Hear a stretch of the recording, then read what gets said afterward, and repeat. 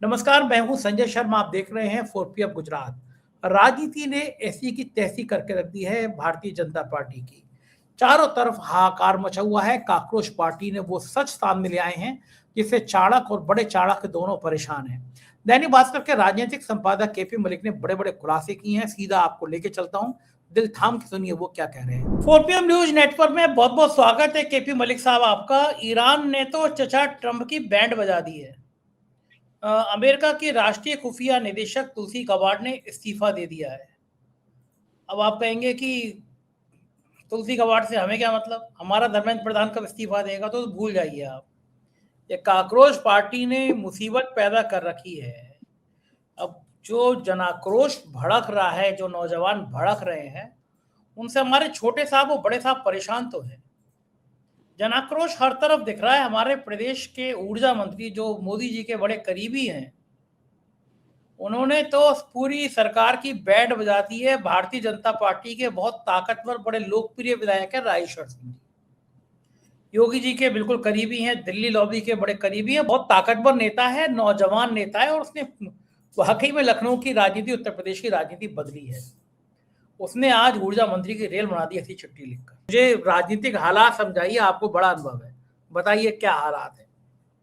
संजय जी, बहुत बहुत धन्यवाद आपका आमंत्रित करने के लिए। हम लोग अमेरिका से लेके दिल्ली होते हुए, ईरान होते हुए, इजराइल होते हुए दिल्ली, और दिल्ली से लखनऊ की ओर यात्रा करेंगे। आप चिंता बिल्कुल मत करिए। देखिए, तुलसी गबार्ड जी ने इस्तीफा दिया है। अमेरिका में तो बहुत इस्तीफे पहले भी हो चुके हैं। ट्रंप के सलाहकारों के, ट्रंप की टीम के कई लोगों के इस्तीफे हो गए हैं और इसमें कोई दो राय नहीं है। ये आप भी मानते हैं कि आज अमेरिका बैकफुट पे है। अभी 2 दिन पहले खबर आई थी कि ट्रंप की और नेतन्याहू की बात हुई है, जो इजराइल के प्रधानमंत्री है, उनकी बात हुई है और इजराइल ने कहा है कि भाई युद्ध को बीच में रोकना ठीक नहीं होगा और ट्रंप की अब हिम्मत नहीं हो रही है युद्ध करने की। ट्रंप ने साफ कह दिया है कि अभी जो है ये हज शुरू होने वाला है 25 से 28 तक। ओहो, तो इस मुकद्दस महीने, इस मुकद्दस समय पे, इस इतने पवित्र समय पे तो मैं हमला कर ही नहीं सकता। इधर ईरान ने ये कह दिया है कि हम पीछे हटने वाले नहीं हैं, क्योंकि हल्की सी धमकी अमेरिका ने दी थी कि भाई हम देखिए आपको वैसे अलाउ कर सकते हैं, लेकिन आपको परमाणु बम नहीं बनाना है, जो आपके पास यूरेनियम है वो हमें देना होगा। तो साफ कह दिया ईरान ने, अपनी धमकी अपने पास रखी। तो ये स्थिति तो अमेरिका की है। अब ईरान पीछे हटने वाला है नहीं। अब आप जब बात करते हैं दिल्ली की, दिल्ली में जिस प्रकार से हड़कंप चल रहा है, हमारे माननीय मोदी जी 5 देशों की यात्रा करके आए और यात्रा पे जाने से पहले वो ज्ञान दे के गए थे हम सब आपको कि भाई सोना मत खरीदो, ज्यादा पेट्रोल खर्च मत करो, ज्यादा तेल मत खाओ, सारा कुछ करो। और वो कितना तेल बचा के आए हैं, कितनी सारी चीजें करके आए हैं। आते ही उन्होंने अपनी कैबिनेट की एक बड़ी सी मीटिंग करी और हम अभी तक इंतजार कर रहे हैं कि उस मीटिंग ने क्या फैसला लिया। कैबिनेट की जो इतनी बड़ी मीटिंग हुई है उसमें कौन से ऐसे ऐसे फैसले लिए गए जो मोदी सरकार बताना नहीं चाहती, लेकिन मंत्री बड़े गदगद हैं। मंत्री हंस रहे हैं, मंत्री ताली बजा रहे हैं, थाली बजा रहे हैं, खुश है। अरे भाई हमें भी तो मौका दो, बताओ हम लोग भी नाचे गाए, थाली बजाए। वो नहीं बता रहे। अब आप चलिए, अगर हम उत्तर प्रदेश के लखनऊ में चलते हैं, वहां पे आप देखते हैं कि आपके ऊर्जा मंत्री हैं, उनसे पिछले दिनों किसी ने कहा था कि साहब बिजली नहीं आ रही है और फैक्ट्रियां चल नहीं रही हैं, बिजली की कटौती बहुत ज्यादा हो रही है। तो उन्होंने सुना और सुनने के बाद कहा जय श्री राम का नारा ऐसे लगवाया और गाड़ी में बैठ के चले गए। अब संजय जी, मैं आपके हालात बताता हूं। दुनिया में जो गर्मी पड़ रही है उसमें 100 जो सिटीज हैं, 100 जो शहर हैं, उसकी जो सूची बनी है उसमें 97 शहर भारत के हैं। तीन कोई दूसरे देश के शहर हैं जो गर्म है, वो भी आसपास के होंगे, उसमें एक आध पाकिस्तान का, बांग्लादेश का होगा।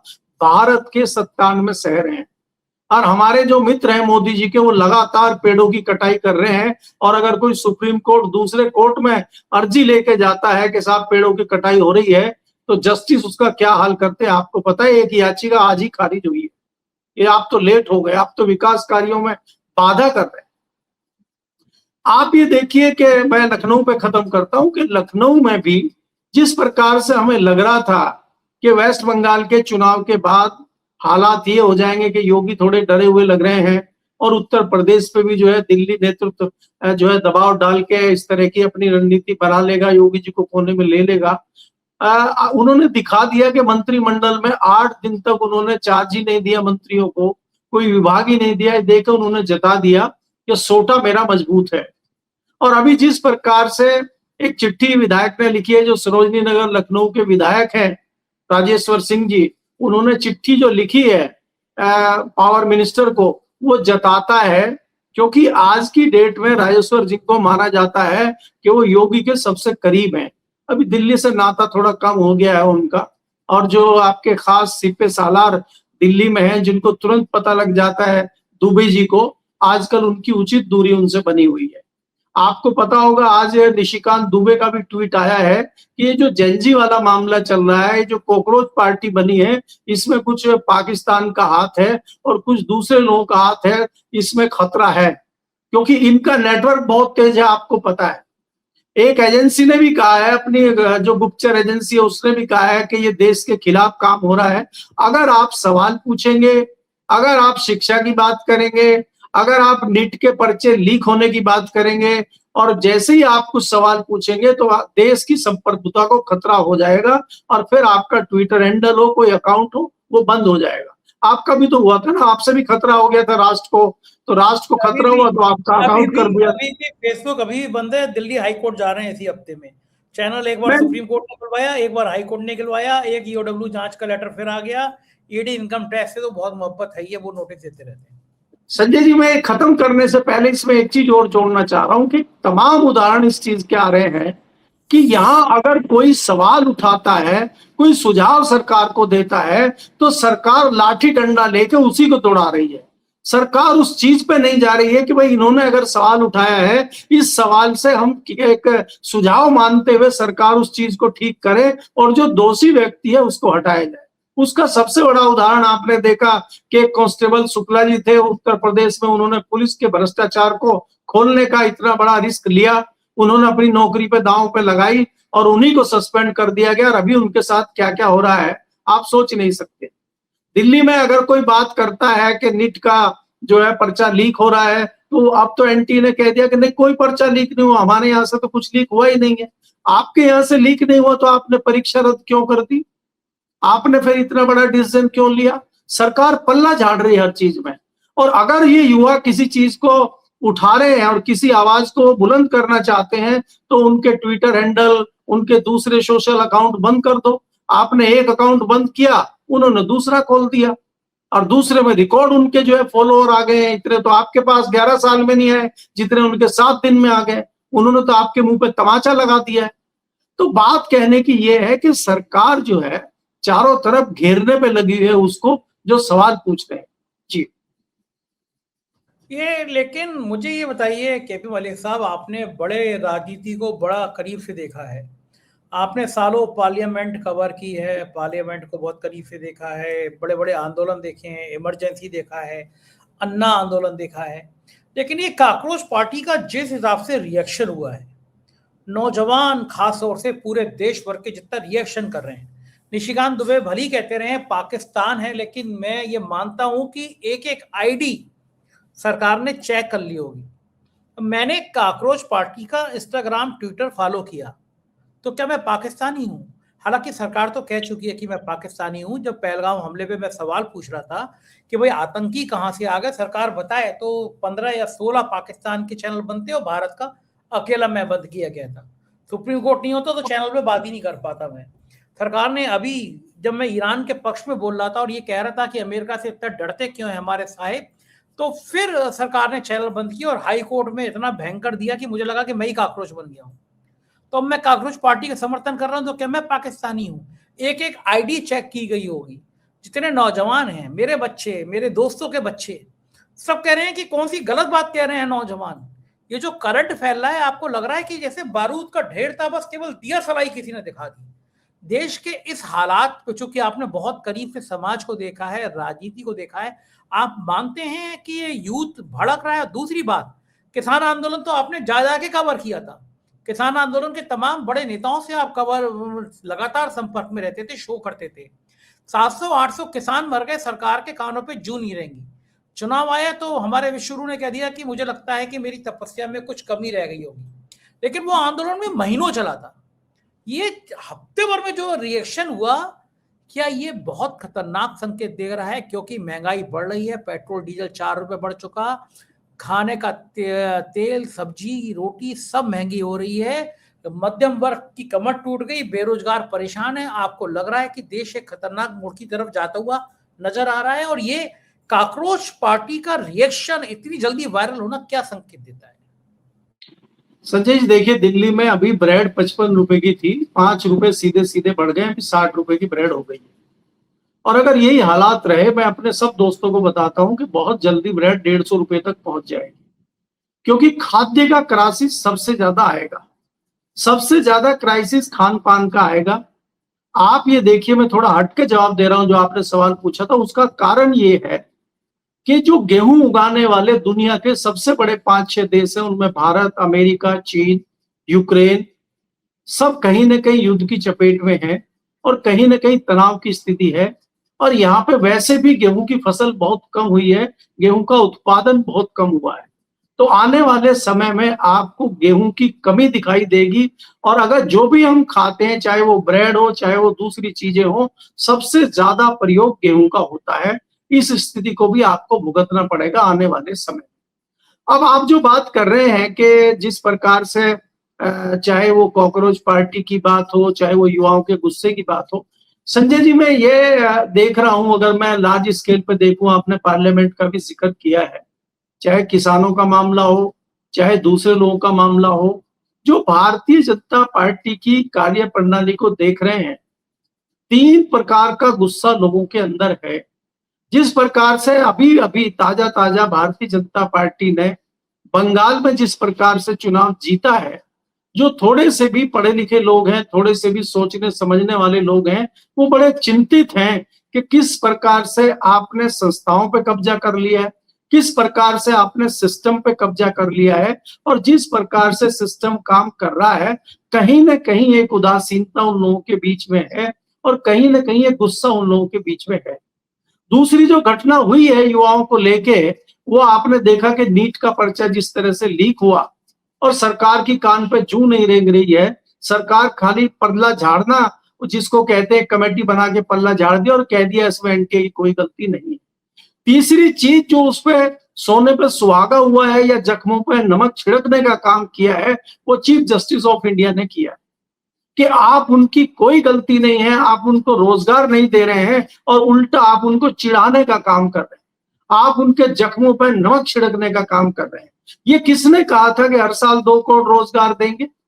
ये किसने कहा था कि अगर हम सत्ता में आएंगे तो 15-15 लाख तो यूं ही लोगों को मिल जाएगा? ये किसने कहा था कि हम सत्ता में आएंगे काला धन लाएंगे? ये किसने कहा था कि अगर हम सत्ता में आएंगे तो पेट्रोल 35 रुपए लीटर हो जाएगा? ये किसने कहा?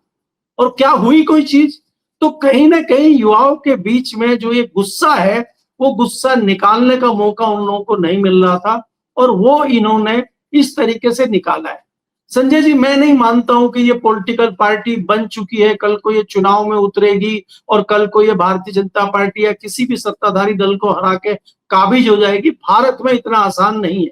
आपको ये देखना होगा कि भारतीय जनता पार्टी लगभग 2 दर्जन से ज्यादा राज्यों में सरकार चला रही है, उसका इतना बड़ा तामझाम है, लेकिन वो एक सोशल मीडिया पे कुछ लोगों के समूह से इतना घबरा गई है, इतना डर गई है कि तमाम जो है षड्यंत्र कर रही है।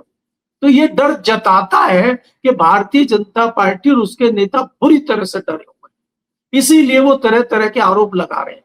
एक जनाब बग्गा साहब है भारतीय जनता पार्टी के, वो भी बड़े विद्वान है, उन्होंने पूरा आंकड़ा डाल दिया है उस पर और उसने कहा कि इसमें जो ये लगभग 2 करोड़ से भी ज्यादा जो उनके फॉलोअर हैं, इसमें लगभग 50% पाकिस्तान के। देखिए पाकिस्तान टेक्नोलॉजी में हमसे कितना आगे है, ये हमें देखना होगा।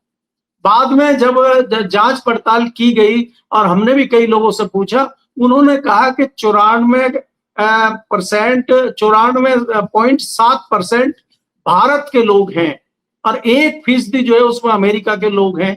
अमेरिका में भी इंडियन है, भारतीय लोग रहते हैं, हम मानते हैं कि वो होंगे, बाकी थोड़े थोड़े और दूसरे देशों के हैं। तो 95% लगभग भारतीय युवा इससे जुड़ा हुआ है और ये इनका रोष बाहर आ रहा है, ये इनका गुस्सा बाहर आ रहा है। जो ये अभिषेक दीप के हैं, इन्होंने प्लेटफार्म आपको दे दिया है कि इस पे अपनी बात रखिए, इस पे अपना विरोध जताइए।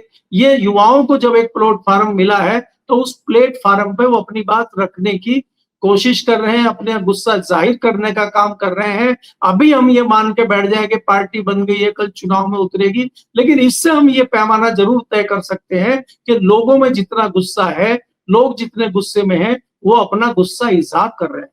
आप 11 साल में जितने व्यूअर और जितने सपोर्टर इकट्ठे नहीं कर पाए, वो इन्होंने 7 दिन में कर। कांग्रेस आपसे बड़ी पार्टी है, आपके जैसी पार्टी है, वो भी आपके आसपास ही है, लेकिन वो भी यहां तक नहीं पहुंच पाएगी। बाकी पार्टियों का तो छोड़ ही दीजिए। तो इसलिए मेरा कहना है कि ये जो माध्यम है और ये जो नई टेक्नोलॉजी है, युवा इसका प्रयोग करना जानता है, इसीलिए युवाओं से कहीं ना कहीं ये डरे हुए हैं कि कहीं इसका प्रयोग करके युवा आपको हिला न दे। इसीलिए इसको रोकने के लिए तमाम तामझाम कर रहे हैं। और ये भी हो सकता है कि इस अकाउंट को भी बंद कर दिया जाए, फिर वो तीसरा अकाउंट खोलें, फिर तीसरी चीज करें, क्योंकि सरकार कहीं ना कहीं डरी हुई मुझे दिखाई दे रही है संजय जी। सरकार का डर बहुत अच्छा लगता है, इसलिए अच्छा लगता है कि सरकार को डरना चाहिए। जब देश के संसाधनों पर, देश के पैसों पर सिर्फ 5-4% लोगों का कब्जा हो जाए, जब अमीर होता जाए, जब गरीब और गरीब होता जाए, जब मध्यम वर्ग की कमर टूट रही हो, तो किसी को तो आगे आना ही पड़ेगा। भले वो चुनाव ना लड़े काकरोच पार्टी, भले वो ना मैदान में आए, लेकिन केपी मलिक साहब एक करंट तो पैदा कर दिया इन लोगों ने। और ये जो आम आदमी की पीड़ा है, जो मध्यम वर्ग की पीड़ा है, अब ये सामने आने लगी। सरकार को लगता है कि केवल वो डंडे के डर से जो बोलेगा वो पाकिस्तानी है। हमारे प्रधानमंत्री जी ने कहा था पहलगाम हमले के बाद कि अगर देश पे कभी ऐसा हमला हुआ तो इसे युद्ध माना जाएगा देश के खिलाफ। तो ये वो सिर्फ वही थोड़ी ना होता है जिसमें गोलियां चलती हैं, जिसमें हथियार चलते हैं, ये भी एक साइबर वार है। अगर पाकिस्तान ने हमारे 2 करोड़ लोगों को भड़का लिया, जिसका भारतीय जनता पार्टी के सांसद खुद दावा कर रहे हैं, तो ये साइबर वार है। तो अब क्या प्रधानमंत्री जी से पूछा जाना चाहिए कि सर्जिकल स्ट्राइक कब होगी, ऑपरेशन सिंदूर कब होगा, क्योंकि ये तो वार है। अगर मैं नहीं कह रहा, बीजेपी के सांसद कह रहे हैं कि पाकिस्तान ने खड़ी कर दी है पार्टी, तो क्या ये सच है? देखिए संजय जी, आपने कई बार ये देखा होगा, जैसे पीछे नोएडा में मजदूरों का आंदोलन हुआ था और एक क्रांतिकारी यूपी के हमारे मंत्री थे, श्रम शक्ति मंत्री, उन्होंने कह दिया था कि इसमें पाकिस्तान का हाथ है। दिन में यह आंदोलन हुआ और शाम को उनका स्टेटमेंट आ गया था। तो इससे जाहिर है कि कितना नेटवर्क उनका तेज है, और उन्होंने पूरी जांच कर ली थी और उन्होंने पाया था कि इसमें पाकिस्तान का हाथ है।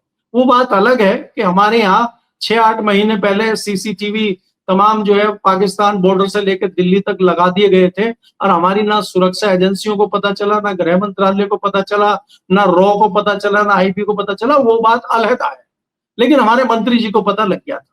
आज भी बग्गा साहब को पता लग गया कि इसमें आधे से अधिक फॉलोअर पाकिस्तान के हैं। निशिकांत दुबे जी कह रहे हैं कि इसमें भारी लोगों का हाथ है। हमारे जो मुख्तार अब्बास नकवी साहब हैं, वो अलग नज्म पढ़ रहे हैं, वो बता रहे हैं कि इसमें पाकिस्तान अगर इतना मजबूत देश है तो हम उससे कैसे लड़ाई लड़ पाएंगे? पाकिस्तान से हम इतने डरे हुए क्यों हैं? पाकिस्तान ही अगर सब कुछ है तो फिर हम क्या कर रहे हैं? हम पाकिस्तान से ही पहले भिड़ ले, पाकिस्तान से ही मोदी जी को निपटना चाहिए। मोदी जी ने तो युद्ध बंद कर दिया था ट्रंप के कहने से। अगर पाकिस्तान से इतना डर था आपको, तो आपने लड़ाई खत्म क्यों नहीं की? ये पाकिस्तान के कंधे पर रख के बंदूक चला के बचना चाहते हैं। देखिए, ये युवाओं का गुस्सा है संजय जी, और ये गुस्सा युवाओं का बाहर आ रहा है। अगर सरकार इसको कहीं न कहीं अपनी गलती नहीं मानेगी, गलतियों को सुधारेगी नहीं। देखिए, आज युवाओं ने ये कहा है कि भाई धर्मेंद्र प्रधान का इस्तीफा होना चाहिए। कहीं ना कहीं परीक्षा रद्द होने के लिए, नीट का पर्चा लीक होने के लिए कहीं ना कहीं धर्मेंद्र प्रधान जिम्मेदार हैं, क्योंकि वो इस मंत्रालय के मंत्री हैं। उनको तो खुद ही जवाबदेही तय करके इस्तीफा दे देना चाहिए था, लेकिन वो अगर इस्तीफा मांगने से भी नहीं दे रहे हैं तो ये आक्रोश युवाओं का बढ़ेगा। दूसरी बात ये है संजय जी, को ये पहली बार नहीं है 2 साल पहले भी सरकार ने यही कहा था कि एनटीए जांच कर रही है, पर्चा लीक हुआ था, तो 2 साल में आपने कुछ नहीं किया। तीसरी बात अगर आप देखेंगे, मोदी जी को डर कहीं ना कहीं ये है कि अगर धर्मेंद्र प्रधान का इस्तीफा हो गया, कहीं ऐसा ना हो कि ये इनकी आदत हो जाए और हर तीसरे दिन ये इस्तीफे मांगे, क्योंकि ये तो फिर यूपी के पावर मिनिस्टर का इस्तीफा मांगेंगे, फिर रेल मंत्री का इस्तीफा होगा जो रील बनाते हैं उसमें ट्रेन में, फिर उनका इस्तीफा होगा, फिर हमारे हरदीप पुरी जी का इस्तीफा होगा, तो इस्तीफों की झड़ी लग जाएगी, क्योंकि यहाँ तो रोज इस तरह की चीजें हो रही हैं। अभी एक लड़की ने ट्रेन में खाने का वीडियो बना के डाल दिया और उसमें कहा कि इस खाने में तमाम कमियां हैं, पौष्टिक खाना नहीं है, खाना ठीक नहीं है। तो उस खाने इन्होंने धन्यवाद नहीं किया रेलवे डिपार्टमेंट ने उसका कि आपने हमारी कमियां जाहिर की हैं और हमें बताया है, इत्तेफाक करेंगे, हम इस पर ध्यान देंगे और हम इस गलती को सुधारेंगे और जो दोषी है उनको सजा देंगे। ये कह के उनको धन्यवाद पत्र नहीं दिया, उनको नोटिस भेज दिया है और उनको कहा है कि आप राष्ट्रद्रोह कर रही हैं, इसलिए आपके ऊपर क्यों ना एक्शन ले लिया जाए। मतलब यहाँ पर सरकार लठ लेके उसको दौड़ा रही है जो सवाल पूछ रहा है, या वो आपकी कमी को उजागर कर दे रहा है, या वो भ्रष्टाचार का भांडा फोड़ दे रहा है, सरकार उसको लठ लेके दबाने का काम कर रही है, उसको गलती को सुधारने का काम नहीं कर रही। अगर आप शिक्षा पे आरोप लगाते हैं कि यहाँ पे शिक्षा में इस तरह का घोटाला घपला हो रहा है, आप कोई हॉस्पिटल की बात करते हैं, आप कहीं सड़क का खामियाजा दिखाते हैं कि देखिए सड़क अभी बनी थी 1 महीना पहले और पूरी सड़क टूट गई है, इसमें व्यापक भ्रष्टाचार है, तो आप ये नहीं कहते ठीक है इसको ठेकेदार को सजा देंगे, ठेकेदार के ऊपर जुर्माना ठोकेंगे, जो कर रहा है उसको पकड़ लो। कितने पत्रकारों की संजय जी हत्या हुई है, आप देखिए, चाहे वो मध्य प्रदेश हो चाहे छत्तीसगढ़ में हो। आपको याद होगा एक जो सड़क बनी थी, उस सड़क का पत्रकार ने खुलासा किया था कि सड़क में देखिए किस प्रकार से भ्रष्टाचार चल रहा है, और कुछ दिनों बाद उसकी लाश मिली थी। तो आप या तो ठेकेदार ही निपटा दे रहा है उस पत्रकार को, अगर वो नहीं निपटा पा रहा तो सरकार लट लेकर दौड़ा ले रही है उसको राष्ट्रद्रोही घोषित कर दे रही है। तो अगर आप इस प्रकार से करेंगे तो कितने दिन आप करेंगे और कब तक आप करेंगे? संजय जी ये जैन जी हैं, ये किसी की बात सुनने वाले नहीं है। इनके पास तमाम जो आज सुख सुविधाएं हैं और जो टेक्नोलॉजी इनके पास है, इस चीज का पहले अभाव था। ये कहीं की कहीं चीजें देखते हैं, एआई 1 मिनट में पूरी रिपोर्ट इनके सामने रख देता है। आप देखिए जिस पार्टी को बनाने में सालों साल लगते हैं, उसका कहना ये है अभिषेक का कि मैंने 1.5 घंटे में ये पार्टी खड़ी कर दी, 1.5 घंटे में मैनिफेस्टो भी बन गया, उसका जो है सारा लोगो भी बन गया, वेबसाइट भी बन गई, उसके सारे जो है क्वेश्चन आंसर भी बन गए, उसका मैनिफेस्टो की एक चीज भी आ गई, महिलाओं को हम 50% देंगे ये भी आ गया, जो जस्टिस रिटायर होंगे वो राज्यसभा के मेंबर नहीं बनेंगे ये भी लिखा गया उसमें। तमाम चीजें आपने 1.5 घंटे में कर दी। तो ये वो वाले जैन जी हैं कि इनके सामने आप ज्यादा टिक नहीं पाएंगे और झूठ बोल नहीं पाएंगे, क्योंकि इनको झूठ नापने की मशीन भी इनके पास है। बिल्कुल ठीक बात है कि ये वो जैन जी हैं जिनको ये झेल नहीं पाएंगे, क्योंकि नौजवानों को पता है कि देश चलता कैसे है, और नौजवान त्रस्त हो गए। जिन लोगों को ये सोचते थे ये सिर्फ रील बनाने वाले हैं, उन्होंने रेल बना दी सरकार की। बहुत बहुत शुक्रिया केपी मलिक साहब, आपने इतना समय दिया, बातचीत की, थैंक यू। ये थे केपी मलिक जी, और ये मेरे मन की बात थी और उनके मन की बात थी। और मुझे लगता है कि ये नौजवान जिस तरह से सड़कों पर आ रहे हैं, काक्रोश पार्टी आ रही है और भाजपा के अंदर असंतोष बढ़ता जा रहा है, एक बड़े तूफान की आहट है भी। जिस देश में इस हद तक बेरोजगारी बढ़ रहे हो, मध्यम वर्ग परेशान हो, उस देश में ये सब होना आम बात है।